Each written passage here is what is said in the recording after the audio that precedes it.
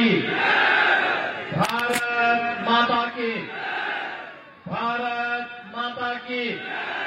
वंदे वंदे वंदे। वृंदावन बिहारी लाल की, राधा रानी की, बलदाऊ जी महाराज की। जय श्री राम, जय जय श्री राम।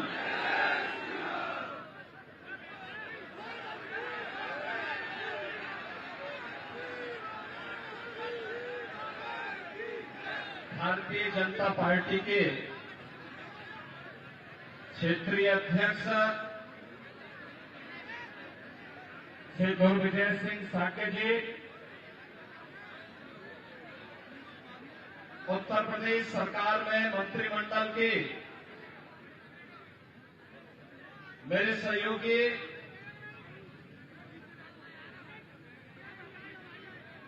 चौधरी लक्ष्मी नारायण जी, श्री संजीव सिंह जी, माननीय सांसदगण श्री सतीश गौतम जी, श्री अनूप प्रधान जी, भारतीय जनता पार्टी के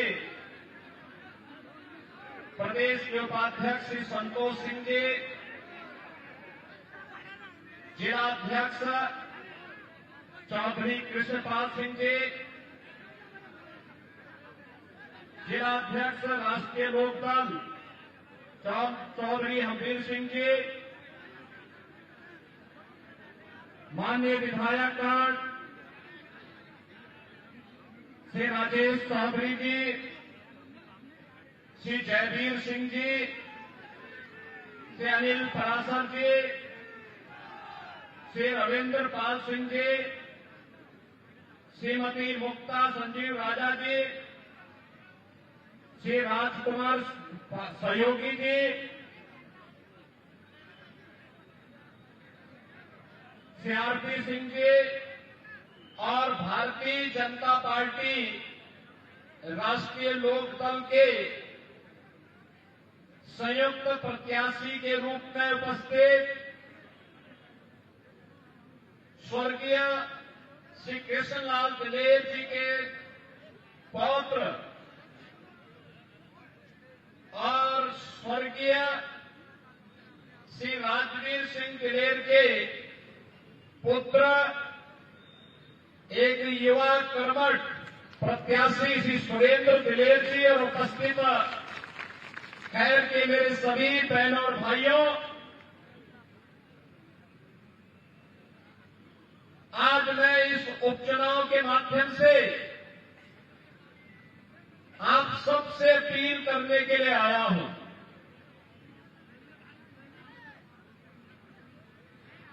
अलीगढ़ कैसा होना चाहिए, उसमें खैर की क्या भूमिका होनी चाहिए, इसके बारे में चर्चा करने और जब अपना जनप्रतिनिधि होता है तो उसका लाभ किस रूप में प्राप्त होता है, इसके बारे में बात करने के लिए आपके बीच आया हूं। बहनों और भाइयों, अभी हाल ही में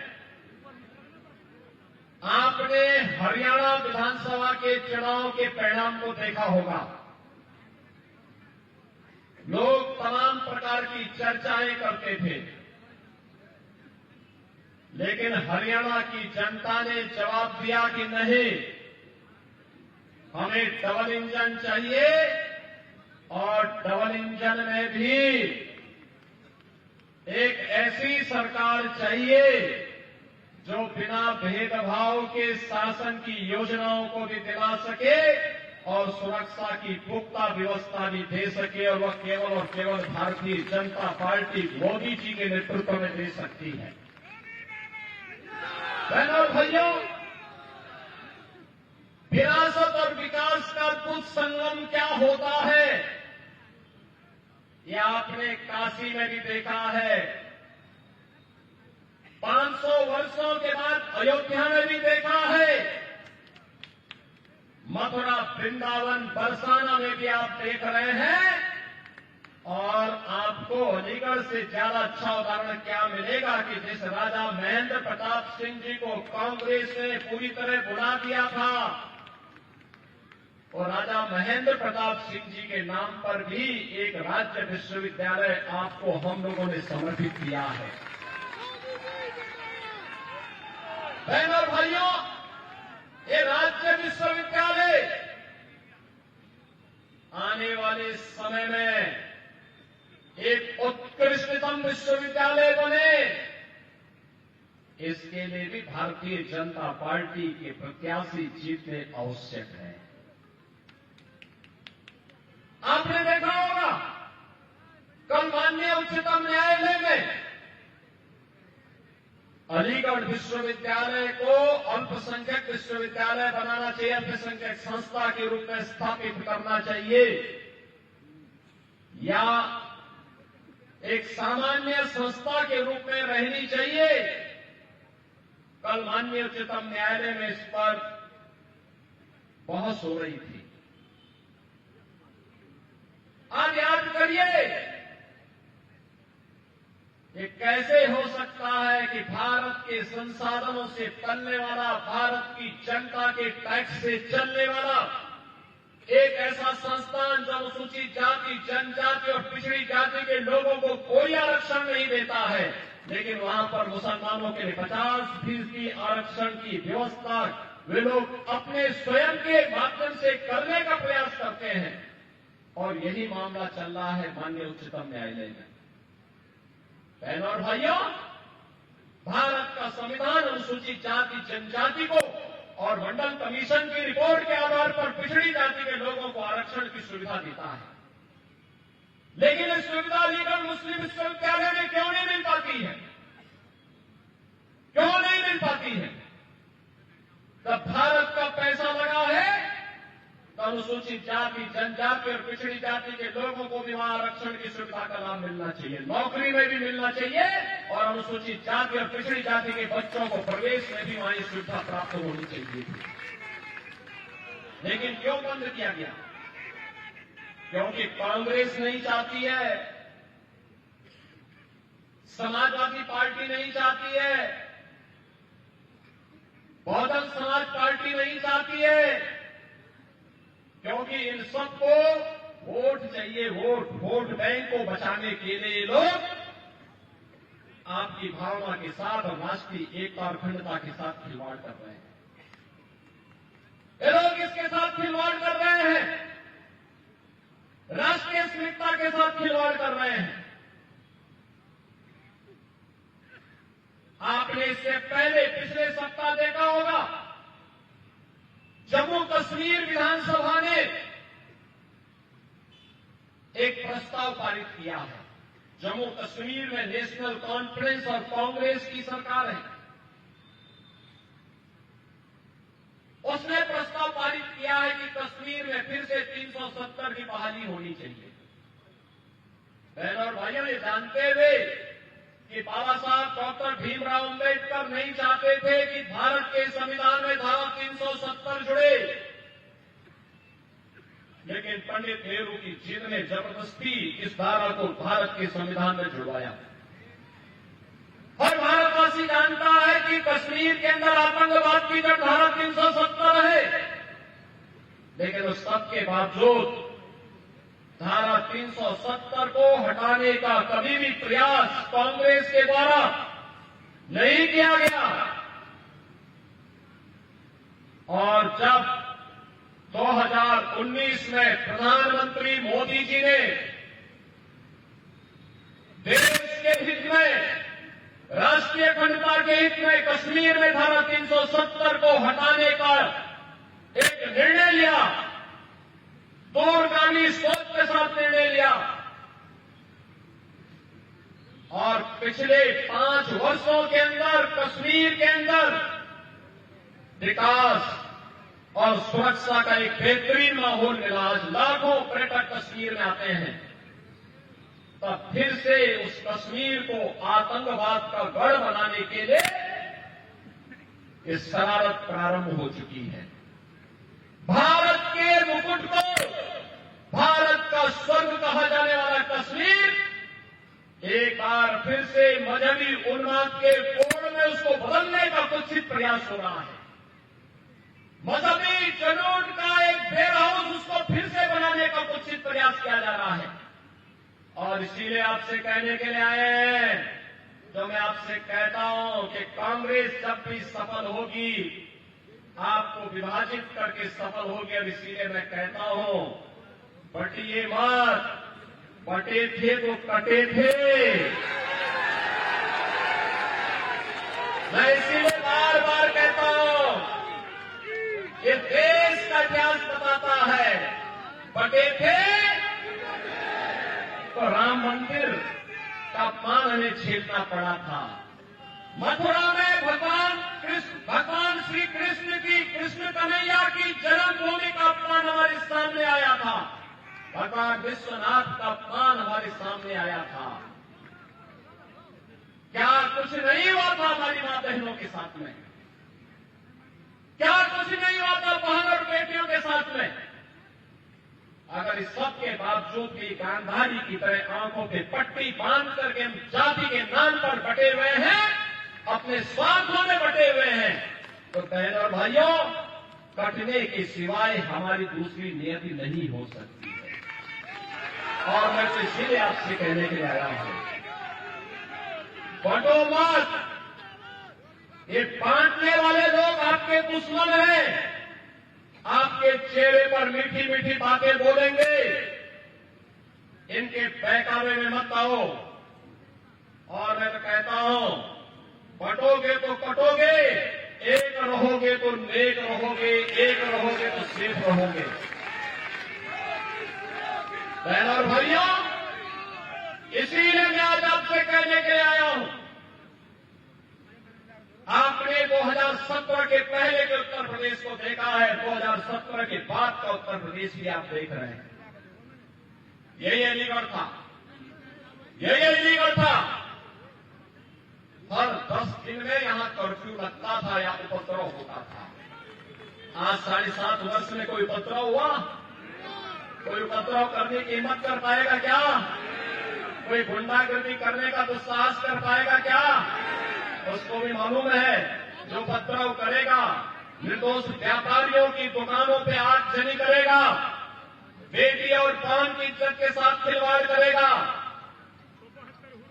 एक तरफ यमराज इंतजार कर रहा होगा उसका, और दूसरी ओर बाप दादों ने अगर कोई संपत्ति अर्जित की है तो संपत्ति भी कब्जे में लेकर के गरीबों में बांटने का काम कर देंगे। बहन और भाइयों, ये यूपी के परसेप्शन को सुधारना है।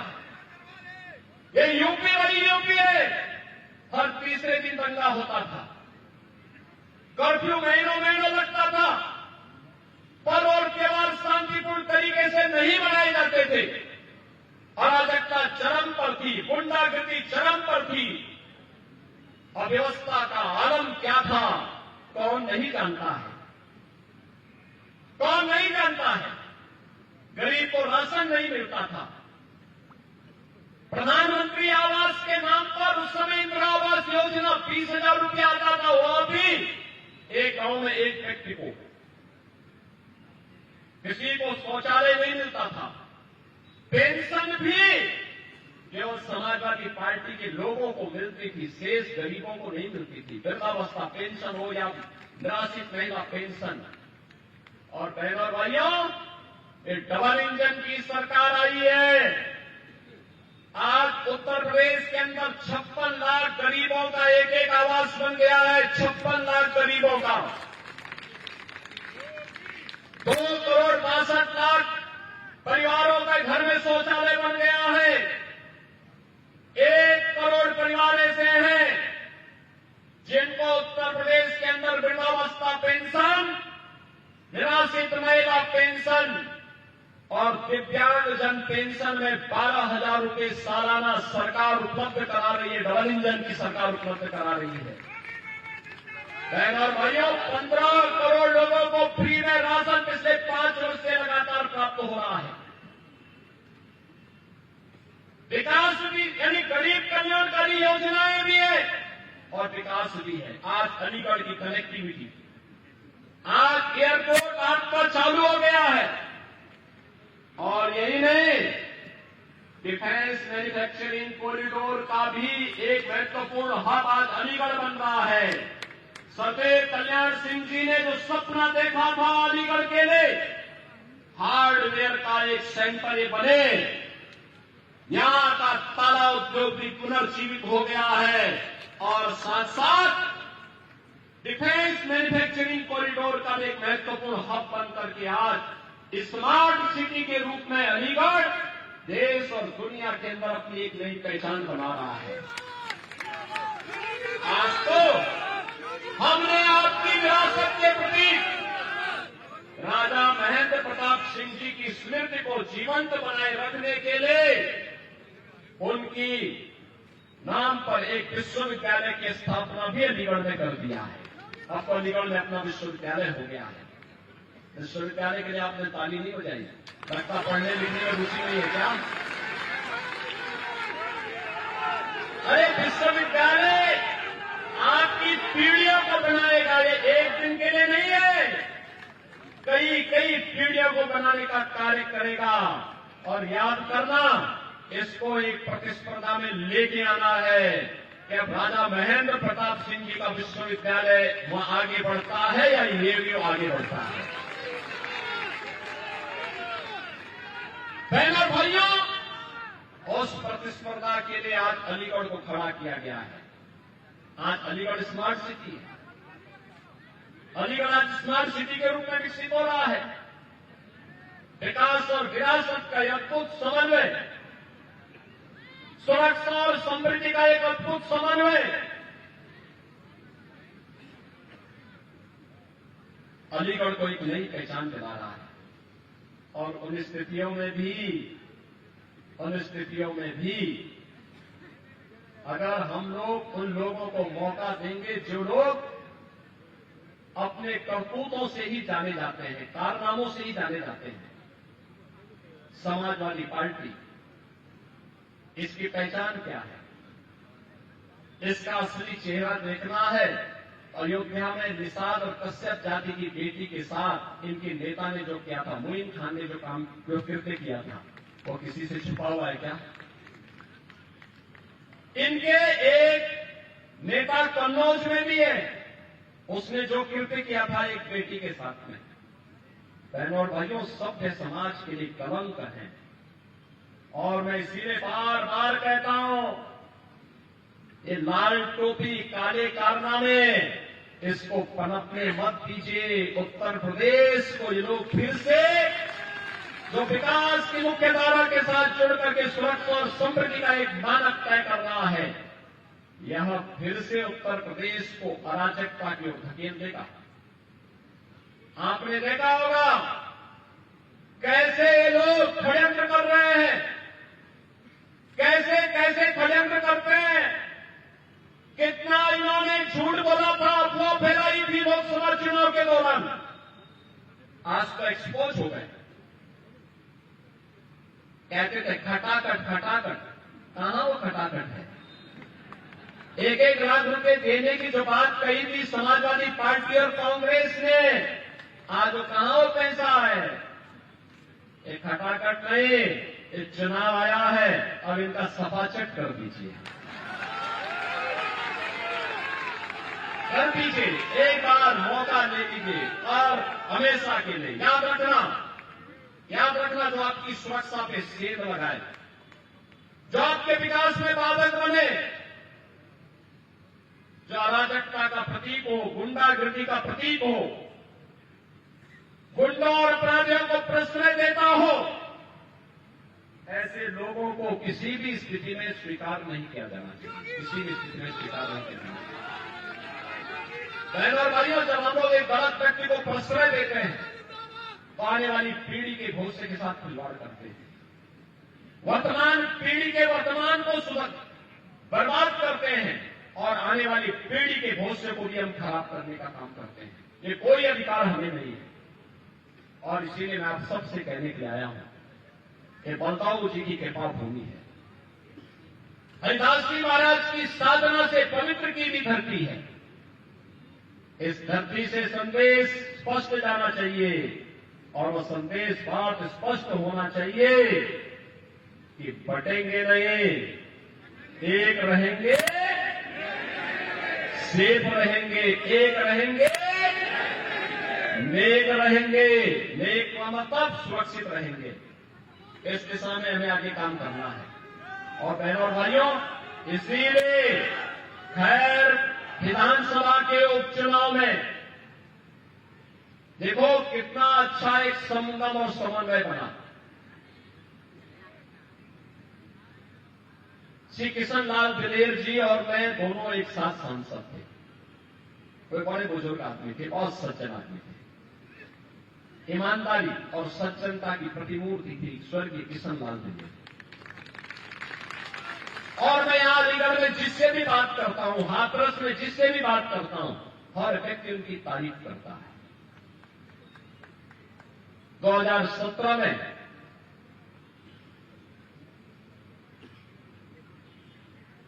और उसके बाद 2022 में आपने से अनूप प्रधान को यहां पर विधायक के रूप में चुना। बहनों और भाइयों, अनूप प्रधान हाथरस के सांसद हैं और आज यहां पर उनके स्थान पर यहां पर अब श्री सुरेंद्र दिलेर को भारतीय जनता पार्टी ने, राष्ट्रीय लोकदल ने, एनडीए ने अपना समर्थन देकर के भारतीय जनता पार्टी के चुनाव चिन्ह पर अपना प्रत्याशी बनाकर के उतारा है।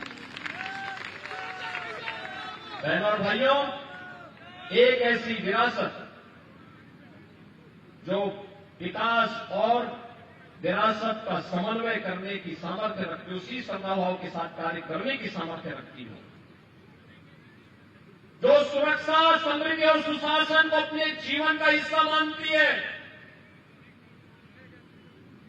जिन्होंने सब और सम परिस्थितियों में, मुझे याद है श्री राजवीर सिंह दिलेर का टिकट कटा था। मैं चुनाव प्रचार के लिए आया था। इसी अलीगढ़ में मैंने उनसे बातचीत की। मैंने कहा देखो पार्टी का जो निर्णय है, उन्होंने कहा पार्टी मेरी मां है, पार्टी का जो निर्णय होगा मैं उसको स्वीकार करूंगा और पार्टी का टिकट जिसको मिलेगा मैं उसके साथ खड़ा रहूंगा। जब मैं श्री अनूप वाल्मीकि के प्रचार के लिए आया था, मैं देख रहा था राजवीर सिंह दिलेर हर एक सभा में खड़ा है, साथ में खड़ा है। बहनों और भाइयों, राजवीर दिलेर को भी तमाम प्रलोभन मिले होंगे, लेकिन वे टस से मस नहीं हुए। उन्होंने कहा नहीं, ये मेरी पैतृक परंपरा है कि मेरे पिता भी भाजपा के साथ आजीवन जुड़े रहे और मैं भी भाजपा के साथ आजीवन जुड़ा रहूंगा। और भारतीय जनता पार्टी के साथ जुड़े रहते रहते अंतिम क्षण तक वो व्यक्ति कार्य करता रहा। आज सुरेंद्र दिलेर को इसलिए भारतीय जनता पार्टी नेतृत्व ने टिकट देकर के अपना प्रत्याशी बनाकर आपके बीच उतारा है। मेरी आप सबसे अपील है, चुनाव होता है, उपचुनाव को हल्केपन से नहीं लेना चाहिए, क्योंकि लोग उपचुनाव को लेकर के अक्सर मानते हैं चलो हो जाएगा। उत्साह का अभाव दिखता है, पब्लिक अपने कार्यों में व्यस्त रहती है। मेरी आप सबसे अपील होगी, इतनी बड़ी संख्या में आप लोग यहां पर आए हैं, अगर आप गांव-गांव जाकर के अभी से आप लीड करिए, मंच के नेता आपके पीछे पीछे रहेंगे, आप आगे आगे चल करके भाजपा को जिताने के लिए काम करिए, कमल खिलाने का काम करिए, सुरेंद्र दिलेर को जिताने का काम करेंगे। और मैं आपको आश्वस्त करता हूं, अलीगढ़ या खैर सुरक्षा की भी गारंटी लेंगे और विकास का कार्य जितना आप यहां के लिए कहेंगे उतने विकास के कार्यों से आपकी खैर को भरने का काम भी करेंगे। आप लोग सभी सहमत हैं? सभी लोग सहमत हैं? सुरेंद्र गडेल को अपना आशीर्वाद देंगे? सभी लोग देंगे? तो फिर 20 नवंबर को याद रखना, 20 नवंबर को कमल चुनाव चिन्ह पर श्री सुरेंद्र गडेल को भारी बहुमत से विजयी बनाने के लिए आपको कार्य करना है। करेंगे? करेंगे? दोनों हाथ ला करके बोलो भैया, सबके हाथ में उठे हुए, सब लोग अपने हाथ ला करके, दोनों हाथ ला करके बोलो। सभी लोग सहमत हैं? सभी लोग सहमत हैं? तो मेरे साथ बोलेंगे, भारत माता की, भारत माता की, भारत माता की जय श्री राम, जय जय श्री राम। बहुत बहुत धन्यवाद। पूज्य महाराज जी, हम सौभाग्यशाली है कि हमारे प्रदेश के मुखिया का संदेश